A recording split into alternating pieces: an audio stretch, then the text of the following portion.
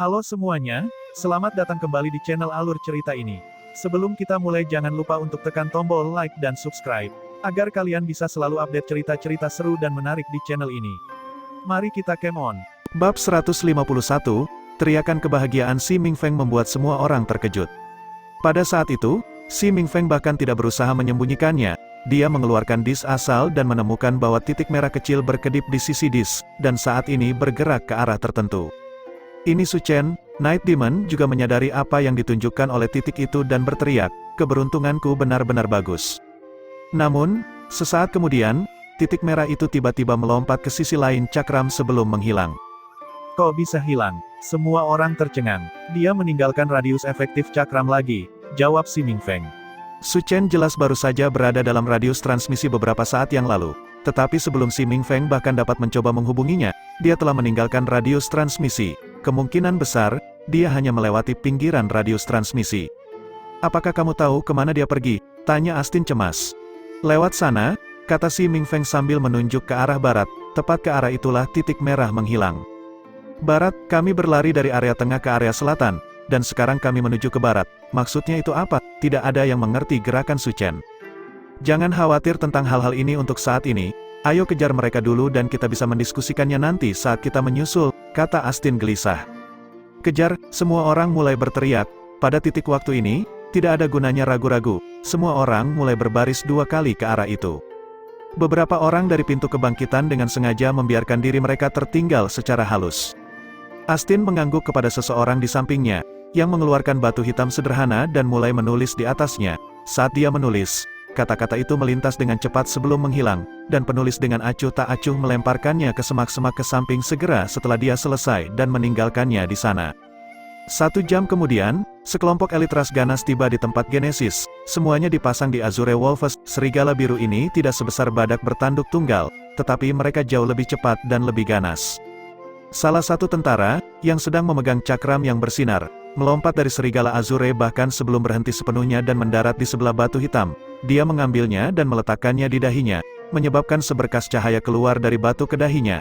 Kesadaran prajurit Azure Wolf Reading bergetar sesaat sebelum dia berkata, kami telah menemukan jejak gerakan Su Chen. Dia menuju ke barat. Setelah mendengar kata-kata itu, pemimpin regu berkuda menembakkan panah sinyal tinggi ke langit. Di kejauhan, sekelompok tentara ras ganas berkumpul, menunggu sinyal. Ketika komandan pasukan ras ganas melihat panah terbang ke langit, dia mengangkat tangannya dan bergerak ke depan. Tentara mulai maju dengan mengesankan ke arah panah sinyal terbang. Pada saat ini, Si Mingfeng dan yang lainnya sama sekali tidak menyadari apa yang baru saja terjadi. Mereka hanya mengejar Su Chen dengan penuh semangat. Namun, setelah mengejarnya selama 3 hari berturut-turut, kegembiraan mereka hilang sama sekali. Ada yang sangat salah di sini, kami sudah mengejarnya selama 3 hari. Jadi mengapa kami belum berhasil menyusulnya? Mungkinkah dia berbelok lagi? Seseorang bertanya. Kami baru saja mendapat kabar bahwa wilayah tengah saat ini sedang diserang oleh Beast Wave. Sejumlah besar binatang iblis melintasi perbatasan dan telah menjatuhkan sekitar 10 kota, kata Astin. Apa? Semua orang yang hadir tercengang. Bagaimana situasi tak terduga seperti itu tiba-tiba berkembang di wilayah tengah wilayah ras ganas?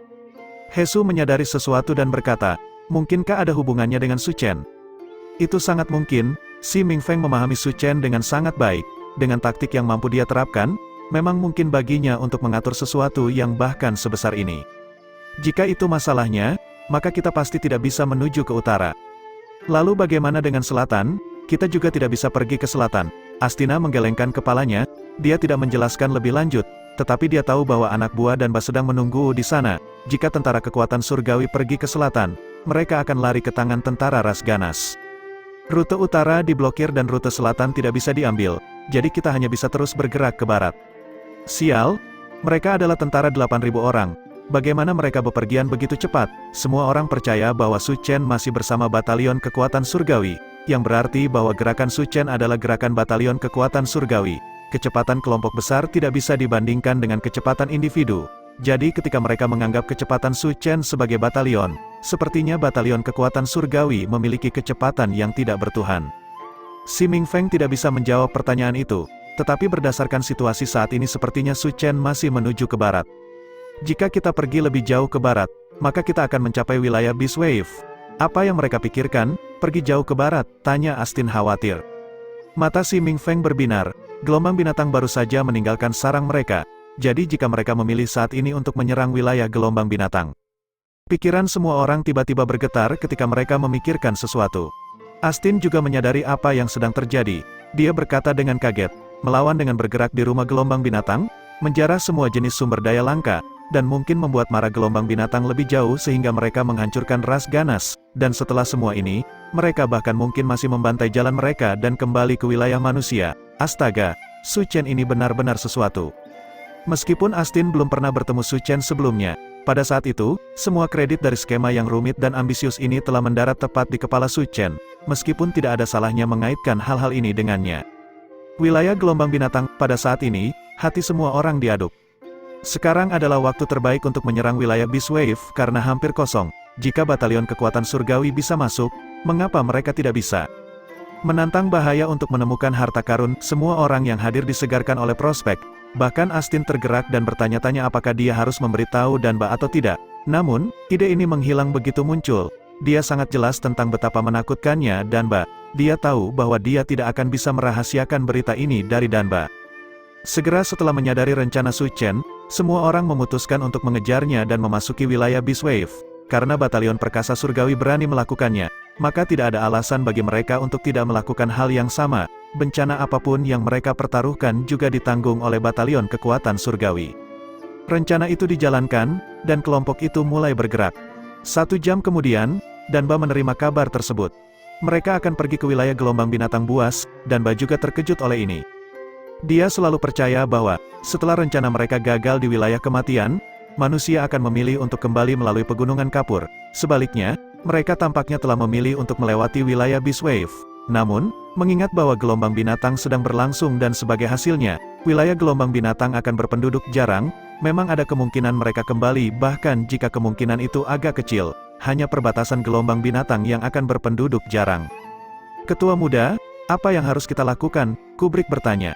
Danba mengetukkan jarinya secara ritmis sambil terus merenung dalam diam. Bayan dengan tidak sabar menjawab, apakah kamu perlu bertanya? Kita harus mengejar mereka. Jika batalion kekuatan surgawi bisa pergi, kita juga bisa. Kami bahkan mungkin bisa memusnahkan beberapa binatang saat kami di sana.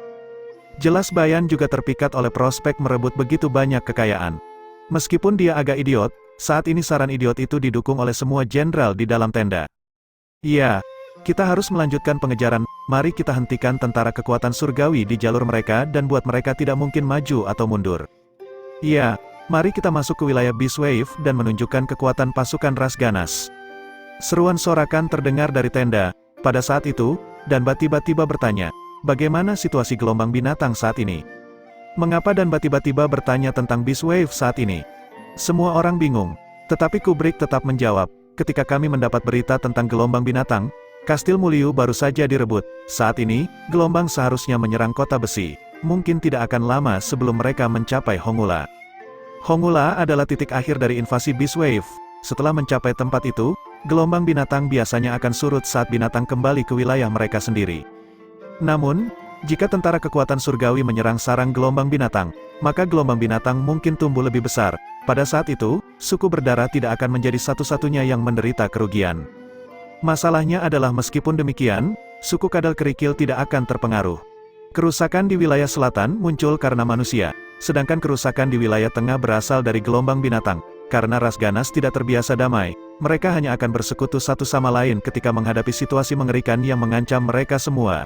Dengan demikian, bencana yang menimpa wilayah tengah saat ini tidak menggerakkan mereka melalui perasaan iba atau sedih. Terlepas dari budaya ras ganas, Danba masih tenggelam dalam pikirannya, seolah-olah ada masalah sulit yang mengganggunya.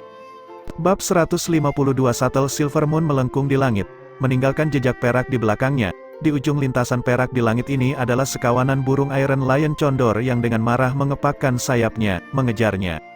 Su Chen menambahkan 10 atau lebih batu asal tingkat tinggi sebelum mencapai batas kecepatan shuttle dan akhirnya mengguncang kawanan burung condor. Setelah itu, dia mendaratkan shuttle di petak berawa. Brengsek, yang aku lakukan hanyalah mengambil beberapa helai rumput berulir besimu.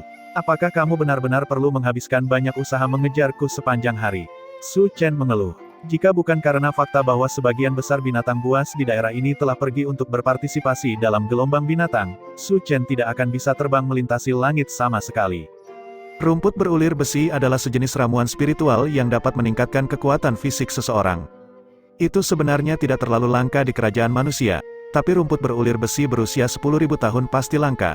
Sebenarnya, sampai batas tertentu, Anda bahkan bisa mengatakan bahwa itu tidak ada. Bagi kebanyakan manusia, bahkan rumput berulir besi berusia 10 tahun cukup efektif untuk meningkatkan kepadatan tulang mereka. Secara alami, mereka tidak akan membiarkannya tergeletak hanya untuk diambil orang lain.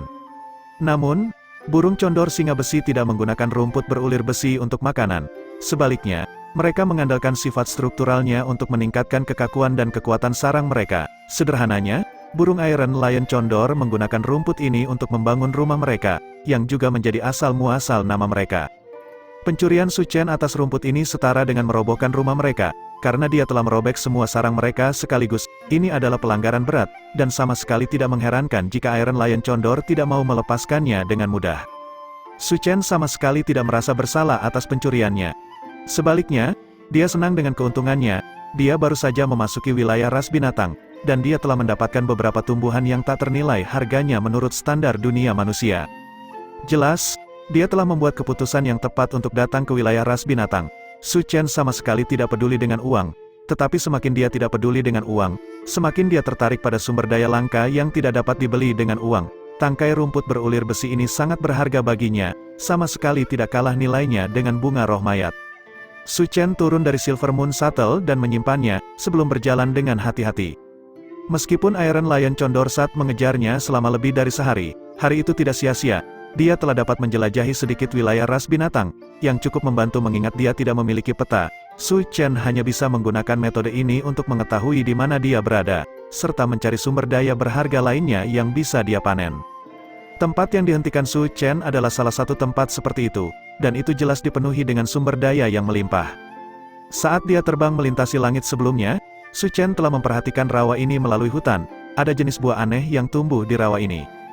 Meskipun dia tidak tahu jenis buah apa itu, fluktuasi energi asal yang kuat yang berasal dari kulitnya memberitahu Su Chen bahwa tidak mungkin buah ini biasa-biasa saja. Demi keamanan, Su Chen tidak mendarat di tengah rawa, sebaliknya, dia mendarat di pinggiran rawa sebelum masuk dengan berjalan kaki.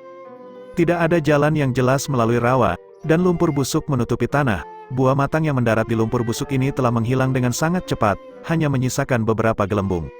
Su Chen melangkah maju, sama sekali tidak terpengaruh, dan dengan tenang berjalan di atas permukaan lumpur tanpa tenggelam. Dibandingkan sebelumnya, kekuatan Su Chen sekali lagi meningkat. Sekarang, dia hanya perlu menggunakan sedikit energi untuk menopang dirinya sendiri, dan batasan medan apapun yang menjadi pijakannya. Dia dengan santai berjalan melalui rawa dan segera tiba di sasarannya.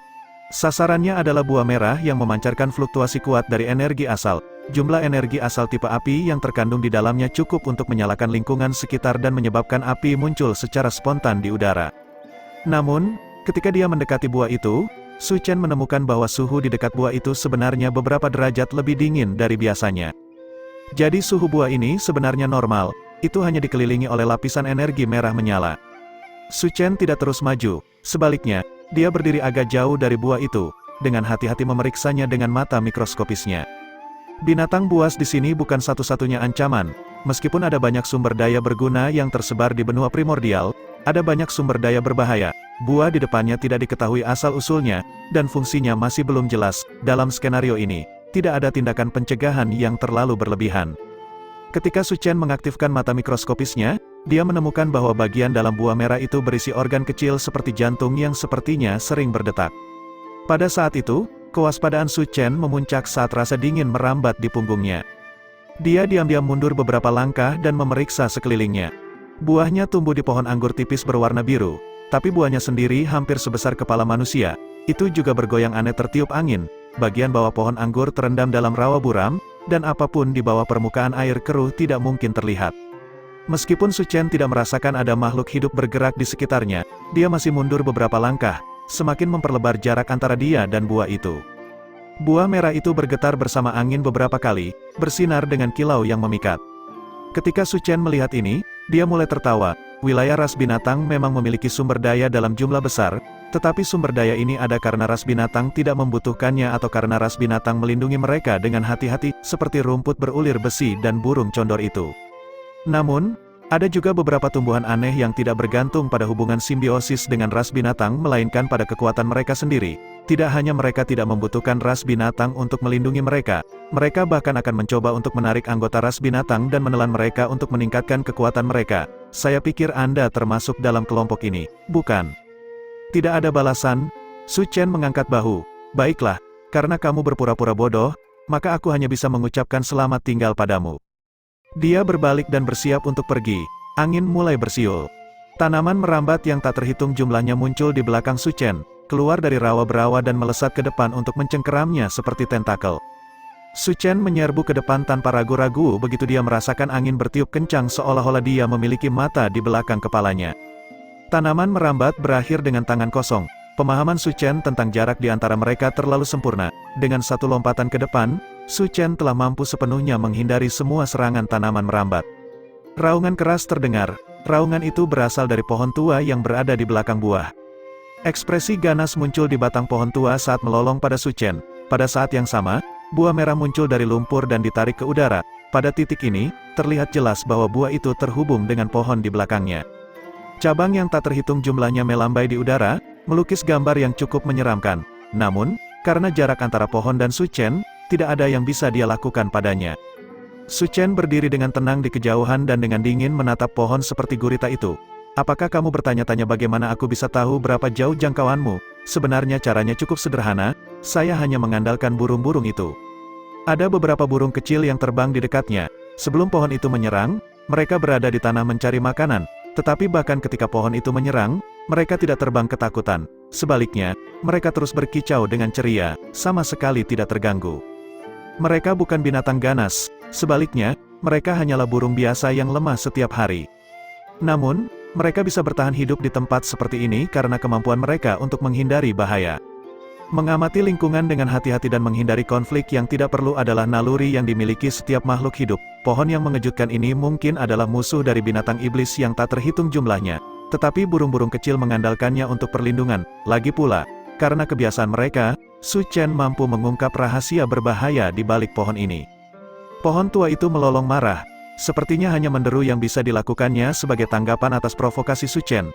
Aku tahu kamu sangat kuat, tapi sepertinya kelemahanmu terlalu jelas. Tetanggamu mungkin secara tidak sengaja mengeksploitasi kelemahanmu. Tetapi sayangnya aku adalah manusia, dan kami sangat senang memanfaatkan kelemahan seseorang. Bab 153, Su Chen memuntahkan seteguk darah saat dia menyeret tubuhnya yang dipukuli keluar dari hutan. Jubah putihnya yang bersih sekarang berlumuran darah, dan dia tidak dapat mempertahankan langkahnya yang sebelumnya bahkan di atas permukaan rawa. Cedera ini berbicara tentang sulitnya pertempuran yang baru saja dia lawan. Sial, aku masih terlalu memandang rendah makhluk itu, kata Su Chen pada dirinya sendiri saat dia berjalan keluar. Setan pohon tua itu telah menyerap energi api selama ribuan tahun, dan kekuatannya sangat mengejutkan. Meskipun tidak ada cara untuk bergerak, bukan berarti tidak ada yang bisa dilakukannya terhadap target jarak jauh. Pada akhirnya, meskipun Su Chen menang, itu harus dibayar mahal. Meski begitu, Su Chen masih berhasil mengklaim hati pohon itu untuk dirinya sendiri. Dia tidak tahu benda apa ini. Ada terlalu banyak makhluk dan benda aneh di seluruh benua primordial. Jika seseorang menemukan sesuatu yang belum pernah dilihat orang sebelumnya, mereka hanya bisa membuat nama dadakan untuk itu di tempat, karena jantung buah masih berdetak. Su Chen menyebutnya jantung pohon setan karena tampaknya tepat. Adapun apakah itu benar-benar jantung pohon tua atau tidak, atau apakah sudah ada sesuatu yang menggunakan nama itu, dia tidak peduli. Properti dan penggunaannya masih belum diketahui. Tetapi mengingat bahwa kekuatan pohon tua itu kira-kira setara dengan tingkat 4 kultivator alam gemetar cahaya, jelas bahwa mereka semua tidak biasa. Yang terpenting, barang itu sendiri langka dan sulit ditemukan. Bahkan sepotong kotoran anjing bisa bernilai banyak uang selama tidak ada bandingannya di seluruh benua.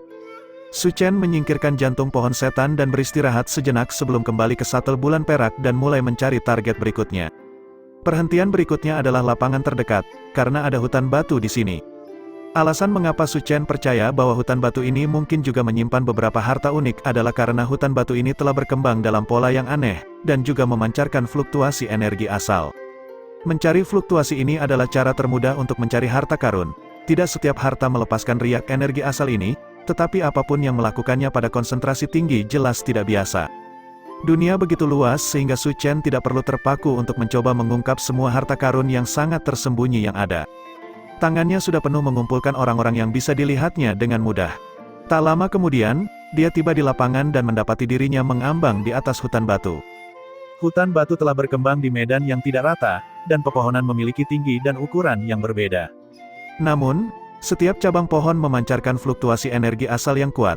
Saat Su Chen semakin dekat, bongkahan batu besar mulai terbang ke udara, berubah menjadi binatang buas batu seperti serigala, monyet, babi, kepiting, dan lain-lain, yang terbesar lebih tinggi dari 100 kaki, sedangkan yang terkecil hanya berukuran sekitar telapak tangan Su Chen. Itu adalah kalajengking batu kristal dan transparan.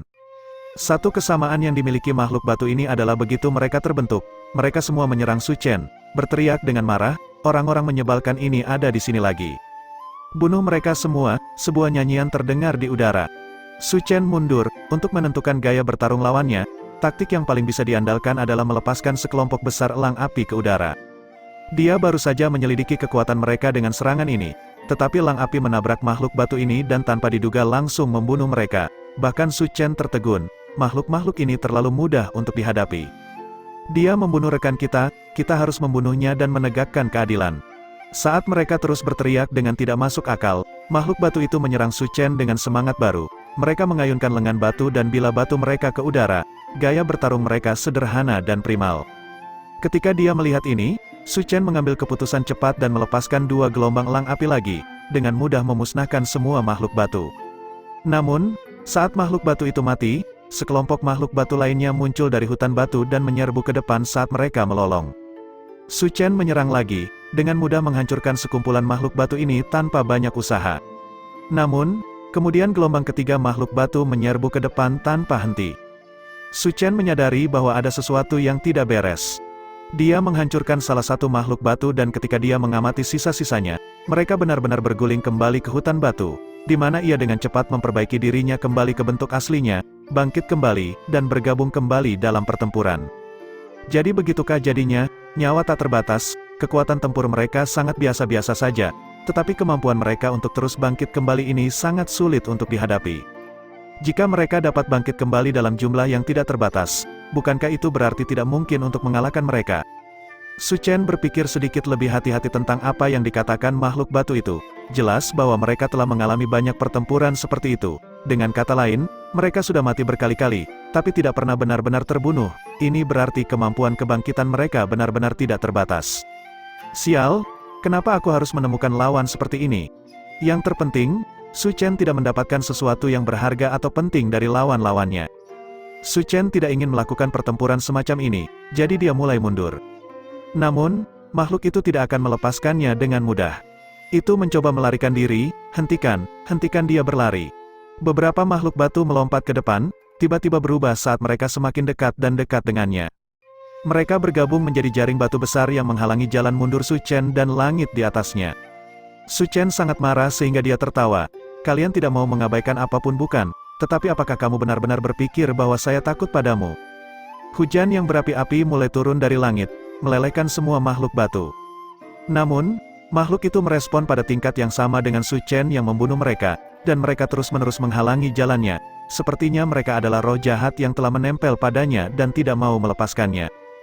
Jadi kamu bisa bangkit kembali jika kamu pulang kembali, lalu bagaimana jika saya menghentikan Anda untuk kembali ke rumah? Su Chen berkata dengan dingin. Serangan kuat lainnya dilepaskan, dan makhluk batu di depannya hancur lagi. Tapi sebelum pecahan batu ini bisa kembali ke hutan batu, Su Chen melambaikan lengan bajunya dan melemparkan makhluk batu itu ke belakangnya. Namun, sesaat kemudian, seberkas cahaya cemerlang melesat dari hutan batu, dan sisa-sisa makhluk batu yang telah terlempar ke udara menghilang. Tumpukan batu besar muncul di area hutan batu, berubah menjadi semua jenis makhluk batu aneh yang terus mengoceh saat mereka maju lagi. Jadi tidak semudah itu, Su Chen berpikir sendiri. Selanjutnya, dia mencoba untuk membekukan pecahan batu yang hancur, tetapi sayangnya tidak peduli bagaimana dia mencoba untuk menghancurkan pecahan batu ini, mereka akan selalu muncul kembali di hutan batu, seolah-olah Su Chen hanya menghancurkan ilusi selama ini. Mereka juga tidak terpengaruh oleh Fata Morgana, karena makhluk batu itu benar-benar kebal terhadap setiap dan semua serangan kesadaran.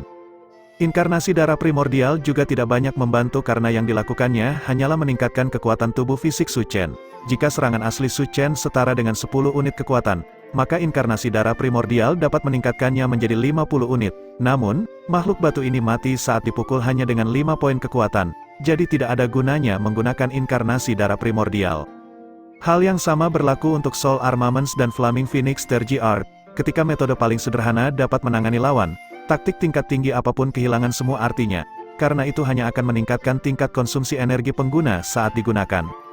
Untuk sementara, Su Chen merasa sangat tidak berdaya melawan pasukan makhluk batu yang tak ada habisnya ini.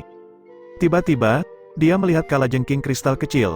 Kalajengking kristal ini adalah satu-satunya binatang yang tetap tinggal di dalam hutan batu dan tidak kembali untuk berperang. Kilatan inspirasi menghantam Su Chen. Mungkinkah itu titik lemah dari makhluk-makhluk ini? Namun, kalajengking kristal telah menyelinap pergi di dalam hutan batu, dan masih ada sekelompok besar makhluk batu yang menghalangi jalannya, akan sulit untuk menghancurkan kalajengking itu. Betapapun sulitnya, masalah ini bukanlah sesuatu yang berarti bagi Su Chen. Sesaat kemudian, sosoknya melintas saat dia berteleportasi melewati barisan makhluk batu dan muncul kembali tepat di depan kalajengking kristal. Energi api yang sangat terkonsentrasi telah berkumpul di tangannya dengan marah, dan seekor burung phoenix besar membubung ke langit. Mati, Su Chen memukul kalajengking kristal dengan phoenix. Dengan suara gemerincing, kalajengking kristal itu pecah. Su Chen menghela nafas panjang. Ini harus berakhir dengan serangan ini, pikirnya pada dirinya sendiri. Namun, sesaat kemudian, pemandangan yang terbentang di depan matanya membuatnya terdiam. Bab 154, saat kalajengking kristal hancur, semua binatang batu melolong marah serempak. Itu membunuh Laome, bagaimana dia bisa melakukan itu? Laome sangat menyenangkan, itu tidak pernah menyerang siapapun. Laome kita yang menyedihkan, dia masih kecil, dan belum bisa beregenerasi sendiri, tapi sekarang sudah hilang selamanya. Pembalasan dendam, pembalasan dendam, pembalasan dendam. Volume teriakan dan lolongan hampir menghancurkan gendang telinga Su Chen. Jadi kristal itu bukanlah inti dari hutan, melainkan bayi yang baru lahir dari hutan. Itu hanya bayi baru lahir yang lembut, bayi baru lahir yang bahkan belum bisa hidup kembali. Itukah sebabnya ia tetap bersembunyi di hutan dan tidak mau menyerang? Dan dia telah menghancurkannya dengan satu teleportasi White Tower dan Flaming Phoenix Tergy Art. Kesadaran ini membuat Su Chen terdiam. Memang, akal sehat tidak selalu bisa diandalkan. Kalajengking itu tampak berbeda dari binatang buas batu lainnya, tetapi itu tidak berarti bahwa itu yang terkuat. Itu juga bisa berarti bahwa itu adalah yang terlemah. Namun, ini tidak terlalu menonjol. Lebih penting lagi, dia benar-benar membuat marah makhluk batu itu kali ini. Semua makhluk batu melolong sedih saat mereka terbang ke udara. Pemandangan luar biasa muncul di depan mata Su Chen. Binatang buas mulai berbaur satu sama lain saat mereka menyatu di depan matanya. Tubuh batu mereka yang keras tampak selembut lumpur saat mereka bergabung satu sama lain dan mengambil bentuk baru. Su Chen tahu bahwa situasinya tidak baik. Dia tidak berencana menunggu untuk melihat akan jadi apa mereka nantinya. Bagaimanapun, tidak ada kemungkinan bahwa dia lebih suka melawan makhluk itu, meskipun akal sehat telah mengecewakannya dalam satu contoh ini. Akal sehat masih berguna sebagian besar waktu. Dia memberi isyarat, dan Flaming Phoenix Tergy Art terbang. Tidak hanya itu, dia langsung menindaklanjuti dengan Shadow Flame Claw. Meskipun lawannya akan menyelesaikan proses fusinya, serangan ini terasa lebih kuat dari sebelumnya. Namun, situasi berkembang dengan cara yang tidak dia antisipasi. Sosok yang tidak sepenuhnya menyatu itu seperti perisai lumpur, dan secara paksa menyerap serangan kuatnya tanpa mengubah bentuk sama sekali. Itu terus menggeliat dan berubah bentuk, secara bertahap mengambil bentuk kalajengking batu besar. Itu terlihat sangat mirip dengan kalajengking kristal yang dia bunuh sebelumnya, tetapi jauh lebih besar, dan hampir terlihat seperti kastil batu yang melayang di udara. Ekornya sendiri panjangnya ratusan kaki, yang diayunkannya ke arah Su Chen segera setelah selesai terbentuk. Itu menabrak Su Chen dengan semua momentum semburan yang mengamuk. Su Chen tahu bahwa ekor batu ini bukanlah sesuatu yang bisa dia singkirkan begitu saja seperti sebelumnya. Inkarnasi darah primordial muncul, dan api gelap segera mulai bersinar di kulitnya. Dia menghunus pedang pemenggal kepala gunung, meledak dengan kekuatan yang sangat besar hanya dalam sekejap. Dengan ledakan dahsyat, Su Chen terlempar ke belakang seperti layang-layang yang talinya putus. Inkarnasi darah primordial berkedip dengan kuat, dan Su Chen hampir tidak bisa membuatnya tetap aktif. Sial! Itu sangat kuat, seru Su Chen sambil menyeka bekas darah dari sudut mulutnya. Dia tidak merasa takut, sebaliknya, kegembiraan di matanya semakin tebal. Sekarang ini adalah pertempuran nyata, tidak ada yang main-main kali ini, tidak seperti sampah lemah yang pernah dilawan Su Chen sebelumnya. Inkarnasi darah primordial berkembang dari 50 kaki menjadi lebih dari 150. Saat sosoknya tumbuh, begitu pula kekuatannya dengan mengorbankan kemampuan dan durasi pertahanannya. Su Chen tidak peduli tentang hal lain sekarang karena dia akhirnya bertemu dengan lawan yang kuat. Dia meningkatkan kekuatannya ke puncak, dan pedang pemenggal kepala gunung juga tumbuh semakin besar saat kilat mulai berkedip di permukaannya. Tubuhnya bersinar dengan api gelap dan pedangnya berkilauan dengan petir yang menari-nari di ujungnya. Petir dan nyala api bercampur untuk menghasilkan kilau yang mengejutkan, menandakan bahwa Su Chen telah memasuki kondisinya yang paling kuat. "Datang!" teriak Su Chen saat dia menusuk dengan pedangnya. Plasma mengalir melintasi pedangnya dan terus menyapu ke depan dalam hormat setajam silet yang mengancam membelah lawannya. Kalajengking yang menyatu melolong dan mengatupkan kedua cakar besarnya, lalu menusukkannya ke Su Chen. Bilah dan penjepit bertabrakan, menyebabkan gelombang energi meledak saat percikan api beterbangan kemana-mana. Su Chen menebas berkali-kali, setiap serangan pedang diisi dengan kekuatan guntur dan kilat.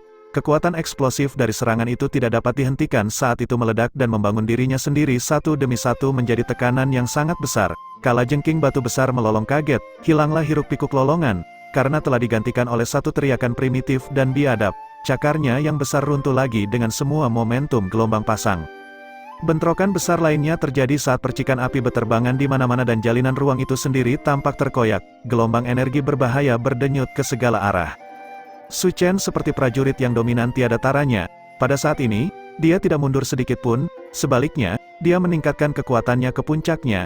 Kalajengking besar itu berteriak dengan jeritan menusuk saat melepaskan serangan liar demi serangan liar. Tidak ada pihak yang menahan sedikit pun atau menunjukkan belas kasihan. Siapapun yang bisa bertahan sampai akhir adalah pemenangnya. Dalam hal kekuatan murni, kalajengking batu besar itu sebenarnya satu tingkat lebih tinggi. Meskipun inkarnasi darah primordial Su Chen sudah setinggi 150 kaki, itu masih sedikit lebih kecil dari kalajengking besar. Namun, dalam hal daya tahan, Su Chen jauh lebih unggul dari kalajengking batu. Su Chen memiliki teknik kultivasi tak bernoda, dan energi asalnya jauh lebih padat daripada orang lain pada tingkat kultivasi yang sama. Thread Coral Algae Robe juga membantu membubarkan dampak dari setiap serangan yang dia lakukan, mengurangi penggunaan energi asal oleh Su Chen, dan Su Chen juga memiliki obat-obatan tipe pemulihan yang tak terhitung jumlahnya untuk menyembuhkan luka-lukanya dan persediaan batu asal yang tak ada habisnya untuk melengkapi energi asalnya. Karena itu, dia terus-menerus mempertahankan kekuatan puncaknya. Jika dia mau, dia bisa bertarung seperti ini selama 7 hari 7 malam bahkan tanpa berkeringat, dan satu-satunya harga yang harus dia bayar adalah beberapa sumber daya. Dan sumber daya adalah sesuatu yang paling tidak dia miliki. Orang kaya tidak takut akan pertempuran yang panjang dan berlarut-larut, ini adalah aturan yang biasa diamati di benua primordial. Dan tanpa pertanyaan, Su Chen berada di puncak dunia ini dalam hal kekayaan. Karena itu, dia tidak takut menarik pertempuran dengan lawannya, sebenarnya, dia lebih dari senang untuk melakukannya. Namun, kalajengking batu jelas tidak memiliki niat tersebut. Itu dengan sangat cepat menemukan bahwa meskipun itu sedikit lebih kuat dari Su Chen, ketahanan dan daya tahan lawan berkali-kali lebih besar dari miliknya. Dengan demikian, jika mereka terus bertarung, itu akan menjadi orang yang paling menderita kerugian. Dengan kesadaran ini, kalajengking batu akhirnya mulai menyesali pilihannya dan ingin mundur. Namun, Su Chen tidak berniat membiarkannya kabur seperti itu. Itu karena dia sudah mengeluarkan item lain. Setelah kamu menyatu, kamu kehilangan kemampuan untuk meregenerasikan, dan jika kalian berpisah, kalian tidak akan bisa mengabaikan seranganku seperti sebelumnya, yang berarti bahwa kamu sebenarnya adalah yang paling rentan dalam bentuk terkuatmu. Meskipun aku tidak terlalu suka perkataan itu sangat cocok jika diterapkan padamu. Mendesis, kalajengking batu meludah mengancam sebagai peringatan. Aku suka perilakumu itu. Kamu harus tahu bahwa setiap orang akan kalah bertindak seperti itu, jawab Su Chen dengan sedikit senyum. Semakin lawannya bertingkah seperti ini, semakin berarti punggungnya menempel di dinding. Sangat bagus, bila di tangan Su Chen mulai bergerak lebih tajam. Setengah jam kemudian, kalajengking besar telah mengeluarkan seluruh kekuatannya dan tidak memiliki cara untuk terus bertarung. Tidak seperti manusia, yang memiliki banyak cara untuk memulihkan kekuatan mereka. Makhluk hidup yang relatif sederhana dan primal kehilangan kemampuan mereka untuk bertarung begitu energi mereka habis. Bila Su Chen dengan kejam menebas udara, membelah kalajengking batu menjadi dua, itu roboh ke tanah, tidak pernah merangkak kembali ke kakinya lagi. Kali ini, itu tidak beregenerasi, batu hitam bundar yang sederhana terguling dari sisa-sisa kalajengking. Hanya dengan merasakan energi asal yang terkandung dalam batu ini, Su Chen dapat mengetahui bahwa batu ini adalah harta karun. Sangat bagus, jantung batu milikku sekarang juga. Su Chen terus menamai temuannya dengan tidak bertanggung jawab, memasang jantung di akhir semua yang dia temukan benar-benar cara yang efisien untuk menamai sesuatu. Namun, saat dia hendak berjalan dan mengambil jantung batu, sebuah tangan yang diperban tiba-tiba muncul dari tanah dan menyambarnya sebelum menghilang kembali ke tanah. Bab 155, muncul dan menghilangnya tangan misterius itu membuat Su Chen cukup terkejut. Tetapi seketika kemudian, dengan marah ia membanting pedang pembantai gunung ke tanah, "Buka untukku." Ledakan energi liar menembus ke dalam tanah dan meledak, menyebabkan tanah retak dan pecahan bumi terbang kemana-mana. Tanah yang datar tiba-tiba berubah menjadi kawah yang hancur. Tidak peduli jenis keberadaan apapun yang kamu miliki, jika kamu berani mencuri sesuatu dariku, maka kamu harus mati. Ketika energi tersebar melalui tanah, kilatan putih melesat keluar seperti balok cahaya, kecepatannya sangat luar biasa. Mencoba lari, tinggal di sini untukku saja, Su Chen melambungkan pedangnya ke udara. Guntur bergemuruh dan petir berkelebatan. Petir adalah keberadaan tercepat di seluruh benua primordial. Petir liar menabrak kilatan putih, menyebabkan bunga api meledak dari tubuhnya. Gerakannya akhirnya terbatas sebagai hasilnya. Su Chen mendekatinya, membawa maksud membunuh di wajahnya. "Matilah." Pedang pembantai gunung turun, dan gelombang kekerasan energi origin menerjang ke depan, terkonsentrasi dengan tingkat kegigihan yang menggigil. Kilatan putih terburu-buru berhenti, memberi Su Chen kesempatan untuk akhirnya mengidentifikasi dengan jelas makhluk ini sebagai sosok humanoid yang dibalut perban. Ia terlihat seperti mumi, tetapi ada beberapa perbedaan penting. Perban di tubuhnya terbuat dari kertas, dan hanya ada kekosongan di tempat wajah seharusnya berada. Boneka kertas putih, pedang pembantai gunung hampir saja menabrak boneka kertas putih ketika tiba-tiba boneka itu membuat gerakan, menyebabkan banyak gulungan kertas putih terbang melalui udara seperti pita putih panjang. Mereka membungkus pedang pembantai gunung, mencegahnya jatuh terus-menerus. Menarik, Su Chen menggerutu. Bangkit api bayangan terus tumbuh lebih kuat.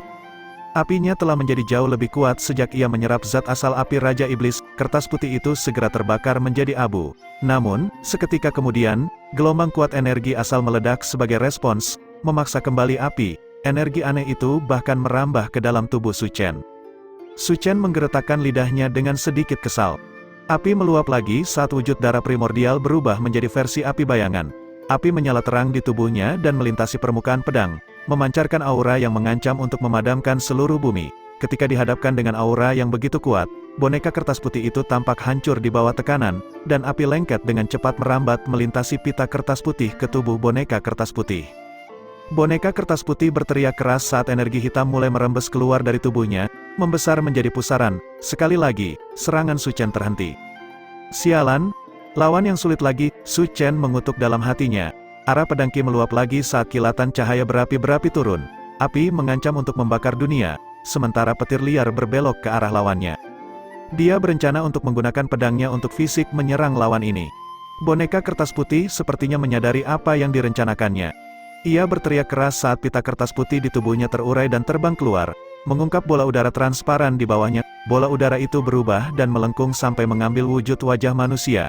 Di tengah bola udara itu ada batu jantung Su Chen dari sebelumnya. Pita kertas putih yang terbang di udara berpendar dengan cahaya gelap, mengubah daerah di sekitarnya menjadi zona pembantaian. Di dalam daerah itu, setiap keberadaan akan dengan cepat hancur. Su Chen adalah satu-satunya pengecualian, dia berdiri tegak di udara. Kultivator alam pembukaan yang tidak memiliki cara untuk terbang tanpa mengolah beberapa jurus terbang khusus, tetapi Su Chen berhasil melakukannya. Dia berdiri diam di udara saat ini, tubuhnya berkilau dengan garis-garis cahaya samar. Jurus seperti apa itu? Untungnya, tidak ada orang lain di sini. Jika tidak, mereka akan sangat terkejut. Su Chen, yang telah dengan teguh mempelajari dan meningkatkan dirinya sendiri, memiliki dasar yang sangat kuat. Karena itu, ia bisa mencapai terobosan baru pada titik manapun dalam waktu yang tampaknya sembarang. Apa yang sedang dilakukan oleh Su Chen saat ini adalah teknik yang dia pelajari saat mengolah teknik kultivasi tanpa noda dan mengkondensasikan energi asalnya. Ini tidak terlalu dalam, tetapi sudah cukup untuk menghadapi situasi yang sedang terjadi di depannya. Ketika menghadapi pita kertas putih yang berterbangan di mana-mana, Su Chen hanya tertawa kecil saat garis cahaya membentang keluar dari tubuhnya seperti tentakel sebelum menyala sendiri, diliputi api yang membara. Cahaya merah dan hitam bertabrakan, pertarungan kekuatan murni lainnya terjadi. Su Chen tetap tanpa rasa takut. Ini masih strategi dan prinsip yang sama seperti pertempuran terakhirnya. Di wilayah ras hewan, tidak ada yang akan mampu mengalahkan Su Chen dalam pertarungan daya tahan kecuali kekuatannya jauh di atasnya. Boneka kertas putih di depannya sama, cahaya gemerlap melingkari Su Chen, dan bahkan tidak ada pertarungan daya tahan yang bisa dibicarakan. Cukup cepat, Su Chen mengambil kendali penuh atas pertempuran tersebut. Dia berkata dengan suara rendah, Sumeru Void, garis cahaya tak terhitung jumlahnya bersinar terang secara bersamaan, dan sekeliling terasa membeku. Pita cahaya hitam boneka kertas putih terasa kaku saat kehilangan kemampuan untuk bergerak. Pada saat yang sama, pedang pembantai Gunung Su Chen menghunus ke udara lagi. Serangan sederhana ini bersinar dengan sinar bintang yang tak terbatas, mengancam untuk menghancurkan apapun di jalannya. Bola udara di dalam boneka kertas putih mencoba untuk berkontraksi dan mengambang mundur. Akhirnya, ia merasakan ketakutan dan ingin melarikan diri. Mencoba lari, sebaiknya kamu tinggal di sini. Pedang pembantai gunung menyala dengan intens saat terus turun. Bola udara itu berteriak lagi saat menarik kembali pita kertas putih. Pita kertas tersebut membentuk perisai putih, memblokir serangan pedang. Namun, api yang membara di sepanjang tubuh pedang masih berhasil membakar beberapa kertas putih menjadi abu. Beberapa lembar kertas putih hancur, menyebabkan kekuatan boneka kertas putih itu berkurang. Pada awalnya, ia mampu bertarung dengan Su Chen dengan seimbang, tetapi seiring berjalannya pertempuran, kertas di tubuhnya terus terkikis secara perlahan, menyebabkan kekuatannya berkurang. Pada saat ini, api dan petir Su Chen mengepung boneka kertas putih yang telah kehilangan sepertiga tubuhnya dan semua 4 anggota tubuhnya. Untungnya baginya, anggota tubuhnya hanya merupakan manifestasi luar dan sebenarnya tidak memiliki banyak tujuan praktis. Meski begitu, boneka kertas putih itu terbakar habis oleh serangan Su Chen. Matilah, Su Chen meneriakkan secara liar saat pedangnya turun. Boneka kertas putih berteriak nyaring, jangan memukulku lagi, aku menyerah. Kamu bisa bicara. Pedang Su Chen membeku di atas kepala boneka kertas putih dan berhenti turun. Pita kertas putih jatuh ke tanah, mengungkap awan udara di dalamnya. Awan udara itu berbentuk wajah manusia dan membuka mulutnya untuk berbicara. Aku bersedia menyerah kepadamu. Tolong, maafkan hidupku, dan aku akan bersumpah kesetiaan padamu. Saat berbicara, ia meludahkan batu hati, dan sebuah piring energi hitam menangkap hati itu dan mengirimkannya kepada Su Chen. Namun, Su Chen tidak terlalu tertarik padanya. Ia terus menatap tajam boneka kertas putih itu, menyerah, menarik, ini pertama kalinya aku melihat sesuatu seperti dirimu. Apakah kamu sebenarnya? Boneka kertas putih berkata, apa aku? Itu pertanyaan yang sangat dalam. Sayangnya, aku tidak bisa menjawabmu, tuanku. Sejak aku mendapatkan kesadaran, aku seperti ini. Bagiku, ini adalah substansi sejati kehidupanku. Di dunia ini, ada berbagai macam bentuk kehidupan dengan banyak penampilan luar yang berbeda. Pasti banyak seperti aku yang terlihat sulit dipahami. Aku tidak pernah berjanji untuk menerimamu, kata Su Chen dengan acuh tak acuh. Aku tidak berpikir kesetiaan makhluk hidup yang tidak bisa kusadari memiliki banyak nilai. Jika aku membiarkanmu berada di sisiku, kamu mungkin akan mengkhianatiku di masa depan. Sebaiknya aku membunuhmu sekarang dan menghindari penderitaan bagiku.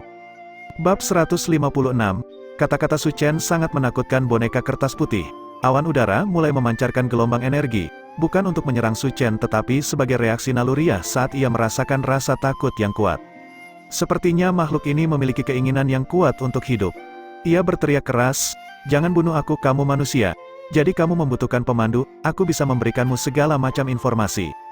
Sekarang kamu bicara. Su Chen mengangkat alisnya. Jadi, apa yang kamu tahu? Boneka kertas putih terus berteriak, aku tinggal di sini selama 800 tahun. Aku sangat familiar dengan segala sesuatu yang terjadi di sini. Aku bisa memberitahumu segala sesuatu yang ingin kamu ketahui.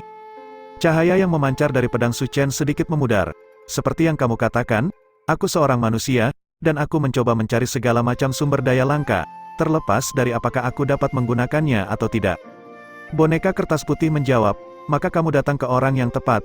Aku tahu tentang semua hal berharga di sini dan punya trik untuk mendapatkannya. Su Chen menyimpan pedangnya, tapi apakah kamu tidak bisa mengumpulkannya dengan aman? Iya, Tuan, tidak ada sumber daya melimpah di sini yang dapat diperoleh dengan mudah. Meskipun gelombang makhluk sedang berlangsung dan tempat ini relatif sepi, sumber daya selalu akan dijaga dengan tepat. Satu-satunya dampak nyata dari gelombang makhluk adalah kamu tidak perlu khawatir akan gangguan dari luar. Itu tidak mengejutkan, kata Su Chen acuh tak acuh. Ia tidak pernah berharap sumber daya itu hanya begitu saja ada di sana untuk diambil.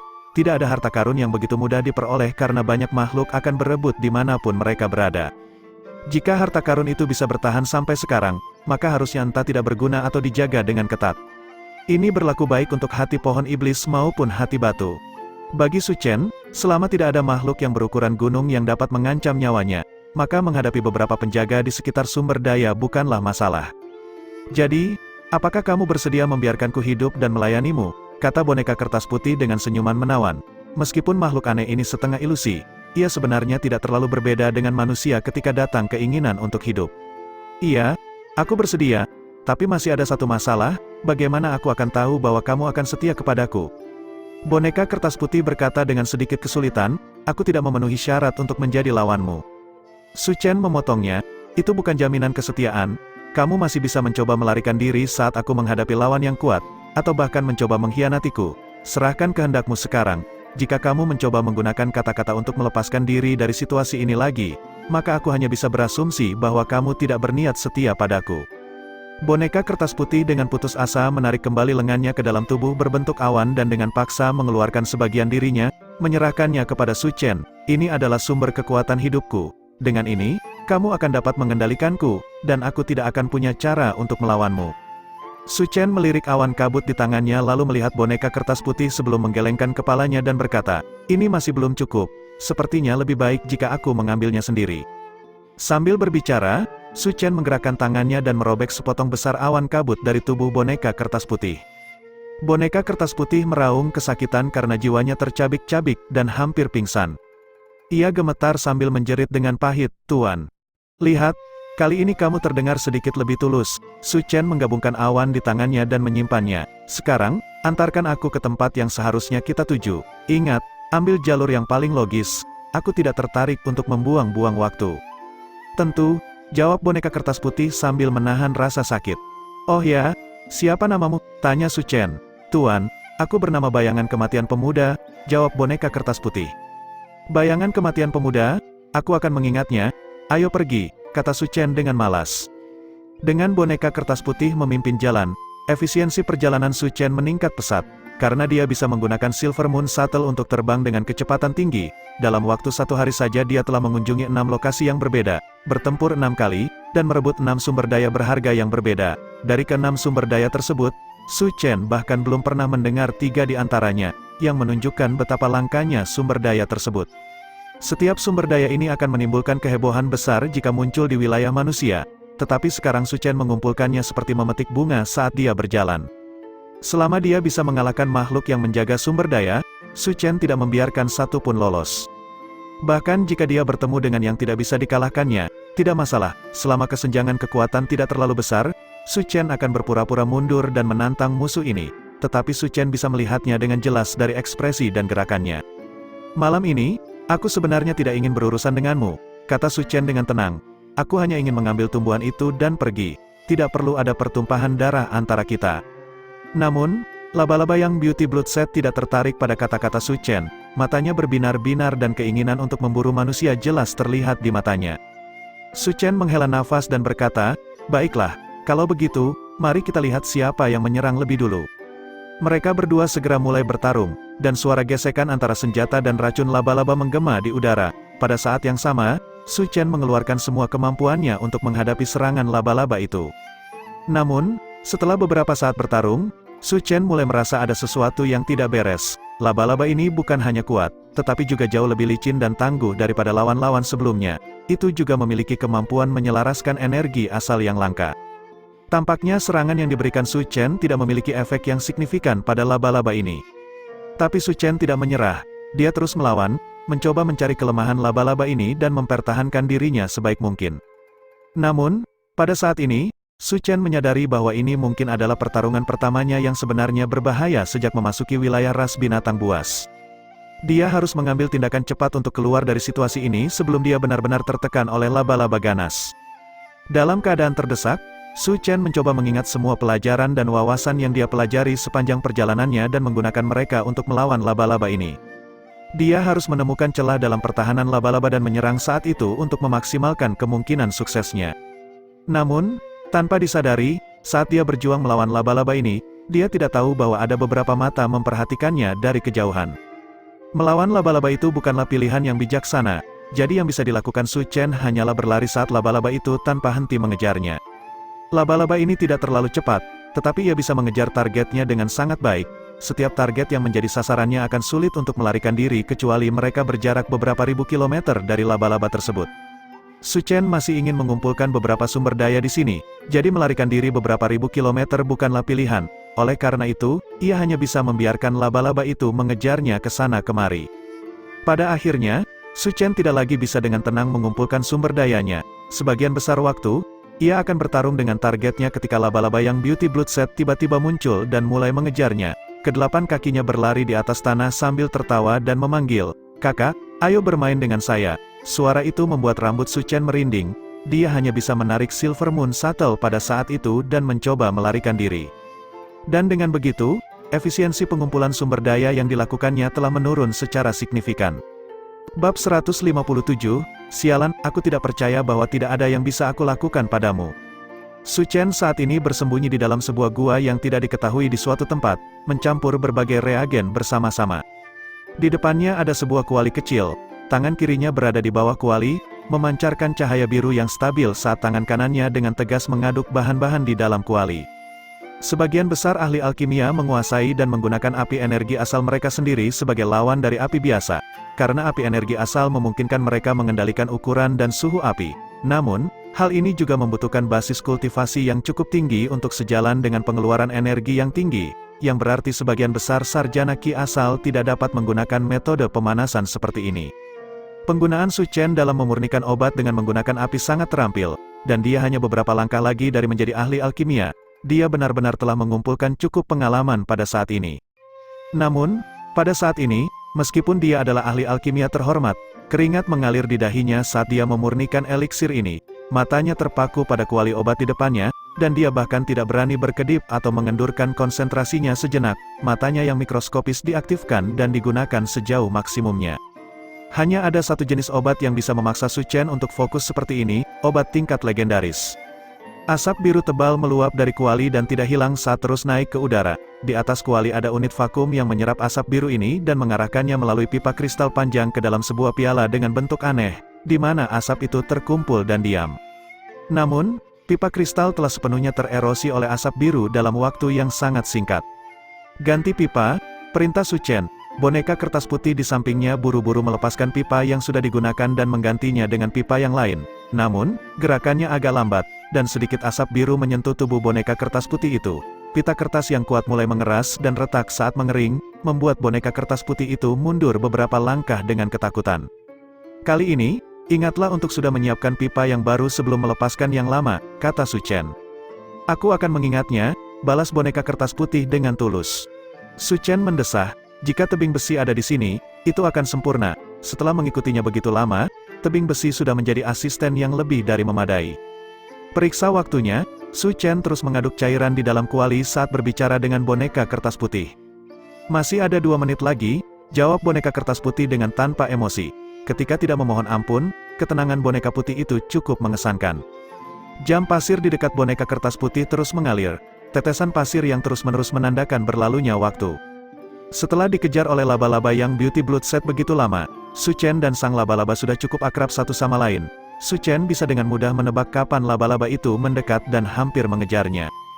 Tekanan waktu semakin kuat, tetapi gerakan Su Chen hanya semakin tenang. Api yang menyala tidak berantakan sama sekali, dan asap biru terus naik dalam kolom lurus. 1 menit lagi, peringatkan boneka kertas putih dengan suara tenang. Su Chen berpura-pura tidak mendengar apa-apa, siluet laba-laba 8 kaki muncul di kejauhan. 8 kaki besarnya melambai di udara seolah-olah itu tanah datar, terbang langsung ke arah mereka. Saat terbang di udara, laba-laba itu berteriak, "Kasihku kecil, aku bisa menciummu dari sini, aku tahu kamu dekat denganku, akhirnya kamu tidak lari kali ini, hehe." Suara itu sangat menusuk dan bahkan agak mempesona. Namun, itu sama sekali tidak efektif terhadap Su Chen. "Sialan, si laba-laba ini datang 1 menit lebih cepat dari perkiraan kita," kutuk boneka kertas putih. "Bahkan perhitungan paling teliti bisa salah sedikit.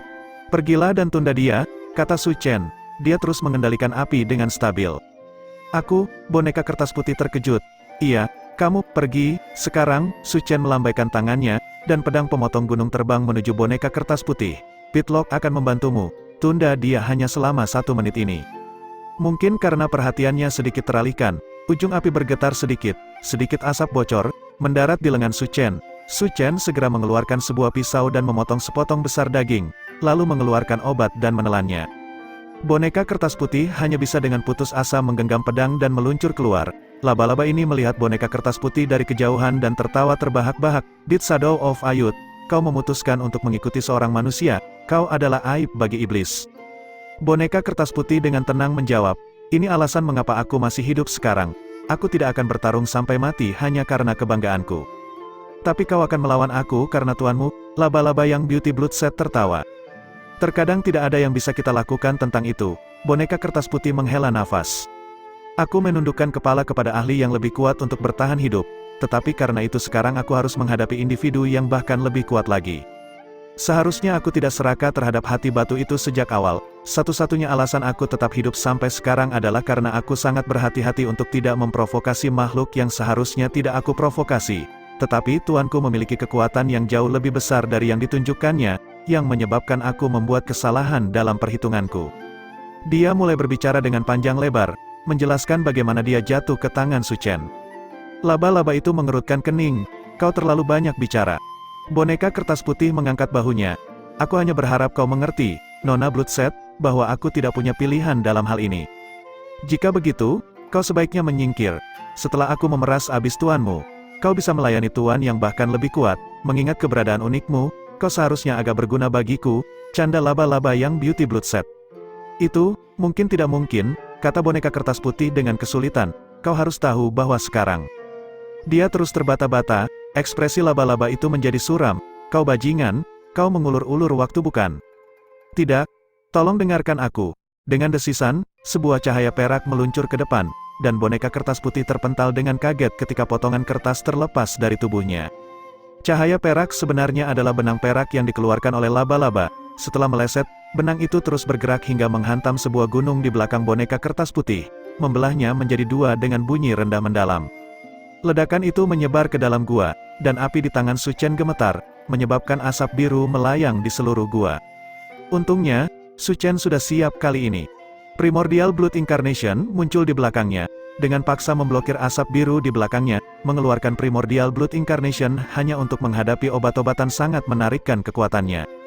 Boneka kertas putih di luar sudah mengurai semua kertas putihnya, cahaya hitam bersinar dari pita kertasnya dengan keindahannya. Nona laba-laba tertawa keras, hehe, bayangan kematian of Ayut, seranganmu tidak akan bisa apa-apa bagiku. 8 kaki laba-laba meluncur di udara saat serangkaian garis perak menembak melintasi udara. Garis perak bertabrakan dengan cahaya hitam, menyebabkan ledakan energi yang besar meletus. Namun, jelas bahwa energi hitam kalah dari energi perak. Semakin banyak garis perak menembus udara, setiap untaian secara bertahap membentuk jaring perak yang turun seperti jaring yang dilemparkan dari langit. Sebaliknya, garis-garis hitam dipaksa mundur berkali-kali dan dipukuli dengan kejam. Boneka kertas putih terpaksa mundur dengan putus asa berulang kali, dan rasanya seperti waktu melambat. Pada saat itu, sekejap terasa seperti 10.000 tahun. Energi hitam boneka kertas putih akhirnya habis sepenuhnya oleh gelombang perak. Setelah kehilangan semua pertahanannya, ia hanya bisa mengambang di depan laba-laba, menyaksikan gelombang perak yang mengancam untuk menelannya sepenuhnya. Pada saat itu, awan asap biru melayang ke arahnya. Bab 158, asap biru mengambang dengan santai menuju gelombang perak. Awalnya, tidak terlihat adanya efek apapun. Namun, saat laba-laba itu memasuki asap, ekspresinya langsung berubah. Ia mendesis dengan nyaring dan mencoba mundur.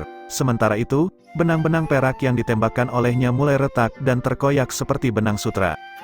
Kini terlihat jelas bahwa asap biru mengkorosi sekitarnya, cahaya perak yang disentuhnya langsung memudar, seolah sedang larut seperti salju yang meleleh. Racun ini bahkan mampu mengkorosi energi itu sendiri. Jika bisa mengkorosi energi, artinya penghalang yang terbuat dari energi asal akan benar-benar tidak efektif. Inilah salah satu alasan mengapa racun ini begitu menakutkan. Jika Anda terkena racun ini, tidak ada cara lain selain menderita dengan paksa. Untungnya, meskipun kemampuan korosif asap tersebut kuat, kemampuannya untuk membunuh relatif lemah, dan racun itu sendiri tidak terlalu mematikan. Namun, bagi laba-laba Beauty Bloodset yang mengandalkan energi asal untuk menyerang, racun ini sangat menakutkan. Su Chen sengaja memilih racun ini untuk melawan atribut khusus laba-laba tersebut. Patut diakui, laba-laba itu cukup tegas. Ia segera memutuskan benang perak dari tubuhnya. Meskipun ini akan sangat meningkatkan pengeluaran energinya, itu jauh lebih baik daripada membiarkan racun masuk ke dalam tubuhnya. Lambat laun, sosok Su Chen muncul. Ia memegang pipa giok biru di tangannya, dari mana asap biru sebelumnya keluar. Pipa itu awalnya berwarna giok tua, tetapi asap biru telah mengubah warna pipa secara keseluruhan menjadi biru. Su Chen memandang boneka kertas putih yang telah dipukuli seperti anjing terlantar dan berkata, "Aku menghancurkan Origin Tool kelas 5, Water Jade Flood. untuk meningkatkan faktor kejutan dari asap biru ini. Sayang sekali, semuanya menjadi sia-sia, karena aku terpaksa menggunakannya untuk menyelamatkan orang bodoh ini. Sayang sekali, sayang sekali. Situasi sebelumnya begitu parah sehingga jika Su Chen sedikit lebih lambat bertindak, boneka kertas putih mungkin telah mati. Tanpa daya melakukan yang lain, Su Chen hanya bisa melepaskan Blue Ice Star pada saat itu. Memang, meskipun ia berhasil menyelamatkan boneka itu, ia juga telah mengungkapkan bintang es biru dalam prosesnya. Mengingat kelincahan Nona Laba-Laba, tidak mungkin menggunakan Blue Ice Star lagi padanya. Ketika mendengar nada penyesalan Su Chen, suara Nona Laba-Laba menjadi suram. "Nak, aku tidak mengira kau seorang master alkemis. Anggap dirimu beruntung, karena kau bisa meracik sesuatu seperti Blue Ice Star ini. Maka aku akan mengampunimu," kata laba-laba itu sambil mundur, karena ia tidak memiliki kepercayaan diri untuk menghadapi racun menakutkan seperti Blue Ice Star secara langsung. "Tapi apakah aku bilang aku akan mengampunimu?" Su Chen berkomentar dengan dingin. Kekurangan terbesar Blue Ice Star adalah kestabilannya yang relatif rendah. Dia telah menggunakan banyak bahan berharga untuk meracik racun ini, jadi tidakkah disayangkan jika yang ia dapatkan hanya sekadar membuat musuh melarikan diri? Sekarang bahwa dia berhasil meraciknya, dia harus menggunakannya. Ekspresi dingin muncul di wajah laba-laba yang cantik. "Kau tidak benar-benar percaya bahwa obat yang diciptakan oleh Master Alkemis cukup untuk mengabaikan kesenjangan besar antara basis kultivasi kita kan? Kau hanya seekor binatang iblis tingkat tinggi. Bagaimanapun juga, aku tidak berpikir kesenjangan itu begitu besar. Setidaknya menurut perkiraanku, kesenjangan jauh lebih kecil daripada yang kau kira. Satu tabung Blue Ice Star sudah lebih dari cukup untuk mengkompensasi perbedaan atau bahkan memberiku keunggulan." Laba-laba itu sangat marah dengan kata-kata Su Chen sehingga ia tidak bisa menahan tawanya. "Seberapa sombongnya, memang, kau tidak akan berani masuk ke wilayah ras binatang buas tanpa keberanian. Tapi jika kau ingin mati, aku dengan senang hati akan mengabulkannya." Ia membuka mulutnya, dan seutas sutra laba-laba melesat keluar dari mulutnya. Sutra ini jauh lebih kuat daripada benang cahaya sebelumnya, dan kilau perak yang memancar dari permukaannya bahkan lebih mempesona. "Matilah," laba-laba itu mendesis dengan ganas. "Itu juga yang akan kukatakan," balas Su Chen dengan senyum tipis. Saat dia tersenyum samar-samar, auranya tiba-tiba mulai naik dengan cepat saat Primordial Blood Incarnation muncul di belakangnya sekali lagi. Pada saat yang sama, pedang pemenggal gunung mulai membesar saat api menyala di permukaannya. Su Chen segera mengayunkan pedang setelah mencapai kekuatan puncak. Dia tidak menahan diri, serangan ini mengandung seluruh kekuatannya yang terkumpul dalam satu serangan. Dia membuka dengan serangan mematikan, pedang membelah udara tanpa hambatan. Pedang meluncur maju dengan kekuatan yang luar biasa. Itu menabrak benang perak, dan sutra laba-laba yang telah dilepaskan oleh laba-laba itu langsung hancur oleh serangan pedang ini. Momentum pedang terus maju, menekan kepala laba-laba. Laba-laba itu tidak mengharapkan Su Chen membuka dengan serangan mematikan seketika, meskipun terkejut di dalam hatinya, jumlah sutra laba-laba yang dikeluarkan semakin bertambah. Ia melepaskan lagi satu jaringan sutra perak, tetapi kali ini jaringan itu memancarkan aura yang mendalam dan membentuk sebuah penghalang pelindung di depan kepalanya. Energi yang liar dari petir dan api yang berputar-putar di pedang melonjak ke jaringan perak, menyebabkan setiap benang bergetar dengan keras dan bersiul tajam, seolah-olah mereka adalah senar piano yang tidak selaras yang menusuk langsung ke dalam hati seseorang. Laba-laba itu meraung dengan marah, "Manusia, kamu sungguh arogan." Ini baru permulaan. Mengikuti respons tenang dan acuh tak acuh dari Su Chen, pedang pemenggal gunung sekali lagi menerkam udara. Gambar seorang wanita berpakaian putih muncul di belakang laba-laba itu. Begitu terbentuk, wanita berpakaian putih itu mulai berdarah dari semua lubang di wajahnya saat ia menggelengkan kepalanya, sejumlah besar rambut berkelebat ke depan, mengaitkan diri pada pedang Su Chen dan mencegahnya bergerak lebih jauh. "Rasakan kekuatan rantai kesedihanku," laba-laba itu mendesis. "Rasakan kekuatan Blue Ice Starku," Su Chen menjawab dengan dingin. Gelombang lain dari kabut biru meluap, ada keindahan mempesona tertentu padanya, seolah-olah seseorang sedang dikelilingi oleh kekasih mereka. Laba-laba itu beraksi seolah-olah ia telah melihat sesuatu yang sangat menakutkan dan berusaha mundur dengan tergesa-gesa. Namun, rantai kesedihan mereka terikat erat pada pedang pemenggal gunung, sehingga tidak mungkin bagi mereka untuk mundur. Su Chen tidak pernah berencana untuk melawannya secara langsung, dan serangan terakhirnya hanya dimaksudkan untuk mengikat lawannya dan membatasinya.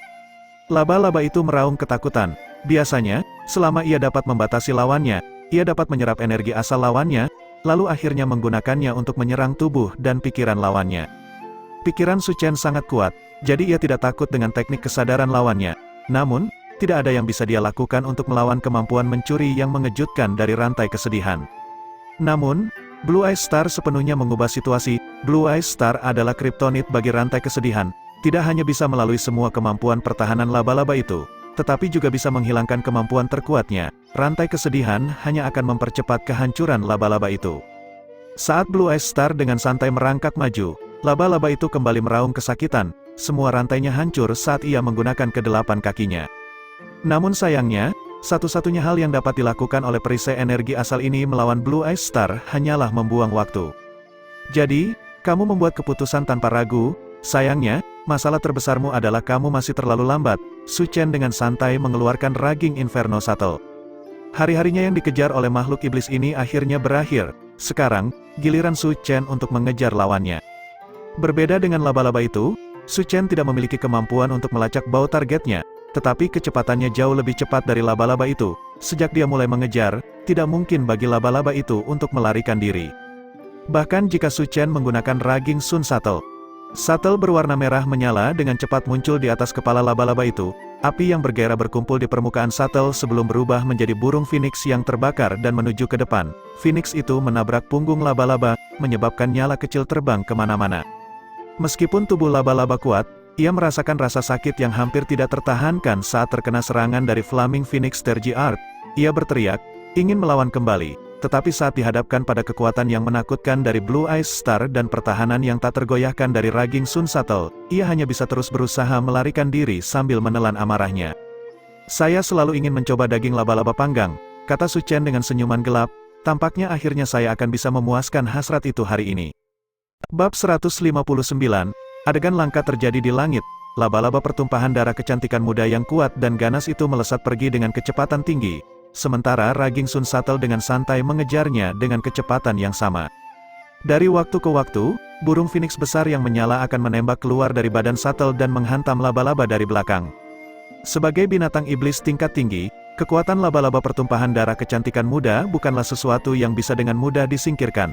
Namun, saat ini dibatasi oleh toksisitas kuat Blue Eye Star, dan karena itu, laba-laba hanya bisa secara pasif menerima serangan yang dilemparkan padanya tanpa membalas. Pada akhirnya, Su Chen mengirim Flaming Phoenix setelah Flaming Phoenix ke punggung laba-laba, menghanguskannya menjadi massa terbakar yang tidak dapat dikenali. Masih belum mati, Su Chen bergumam pada dirinya sendiri. Itu benar-benar layak menjadi binatang iblis tingkat tinggi dengan kekuatan yang setara dengan seseorang dengan 4 platform teratai, benar-benar level yang menakutkan. Tenaga hidupnya sendiri sangat tangguh, sebagaimana dibuktikan oleh fakta bahwa bahkan 30 atau lebih Flaming Phoenix tidak cukup untuk membunuhnya. Su Chen hanya bisa menghela nafas dengan kagum pada pertahanan dan kekuatan hidup yang kuat dari binatang itu. Sayangnya, bahkan makhluk yang paling kuat pun akan terpojok jika yang bisa dilakukannya hanyalah membiarkan dirinya dipukuli hingga keadaan menyedihkan.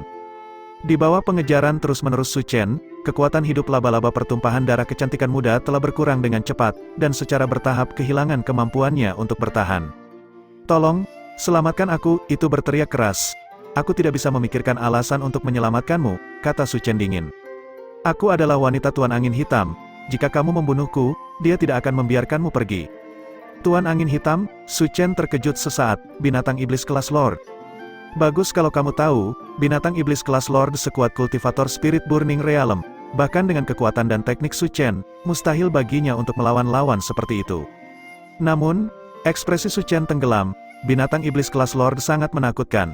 Tapi terus kenapa? Apakah Anda berpikir bahwa saya akan mengampuni Anda demi Raja Iblis yang bahkan tidak ada di sini?" Laba-laba pertumpahan darah kecantikan muda menjerit. "Dia ada di puncak Blackwind. Jika kamu membunuhku, dia pasti tidak akan membiarkanmu hidup." "Jadi dia ada di Blackwind Peak? Terima kasih telah memberitahu saya. Saya hanya akan menghindari tempat itu mulai sekarang," kata Su Chen sambil membentuk Flaming Phoenix lainnya. Laba-laba pertumpahan darah kecantikan muda akhirnya menyadari bahwa ia telah ditipu ketika burung phoenix terakhir menghantam tubuhnya. Api cair tumpah ke seluruh tubuhnya. Itu melolong saat terbakar.